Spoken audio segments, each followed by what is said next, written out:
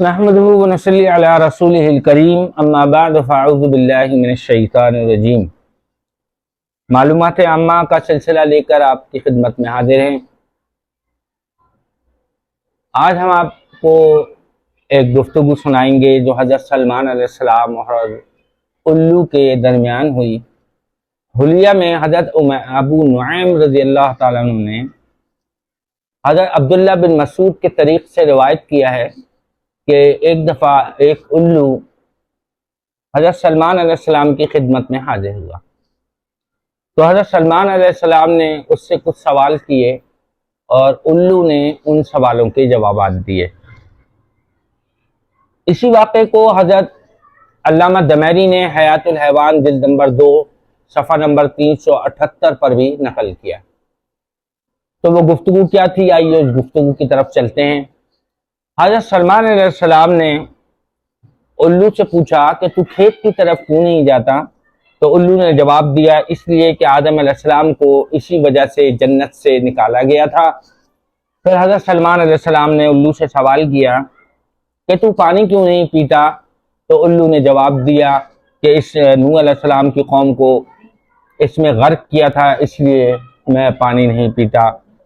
حضرت سلمان علیہ السلام نے الو سے پوچھا کہ تو آبادی میں کیوں نہیں رہتا، جنگلوں اور کھنڈرات میں کیوں پھرتا رہتا ہے؟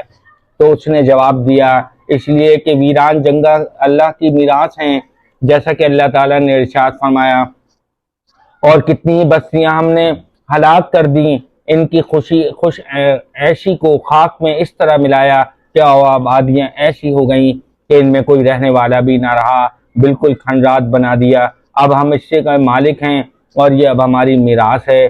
سلمان علیہ السلام نے الو سے پوچھا، اے الو، تو اس ویران جنگلوں میں کیوں بیٹھا رہتا ہے اور کیا کہتا رہتا ہے؟ تو الو نے کہا کہ میں کہتا ہوں کہ اس بستی کے رہنے والوں، تمہاری خوش عیشی کہاں چلی گئی؟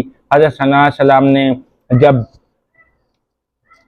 سلمان نے پوچھا کہ جب تو ویران اور کھنڈرات سے گزرتا ہے تو کیا کہتا ہے؟ تو الو نے جواب دیا کہ میں کہتا ہوں کہ اے بنی آدم، تیرے لیے افسوس کا مقام ہے کہ تجھ پر عذاب آ رہے ہیں اور تو ان عذابات اور شدائد سے غافل ہو کر سو رہا ہے۔ حضرت سلمان علیہ السلام نے الو سے پوچھا کہ اے الو، تو دن میں کیوں نہیں نکلتا، رات کو کیوں نکلتا ہے؟ تو الو نے جواب دیا کہ اس لیے کہ اولاد آدم ایک دوسرے پر ظلم ڈھاتے ہیں، اس لیے میں ان میں نہیں نکلتا۔ حضرت سلمان علیہ السلام نے سوال کیا کہ اے الو، مجھ کو خبر دے کہ جب تو بولتا ہے تو کیا کہتا ہے؟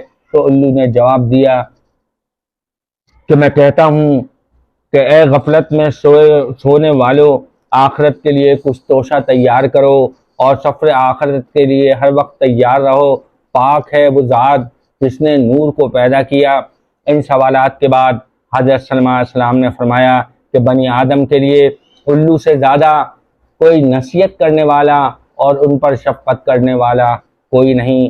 حوالہ اس کا میں نے آپ کو شروع میں عرض کیا کہ حضرت علامہ ابو نعیم نے اپنی کتاب حلیہ میں اس کو حضرت عبداللہ بن مسعود کی روایت سے نقل کیا، اور حیات الحیوان میں بھی حضرت علامہ دمیری نے اس کو جلد نمبر 2 صفحہ نمبر 378 پر نقل کیا۔ وآخر دعوانا ان الحمد للہ رب العالمین۔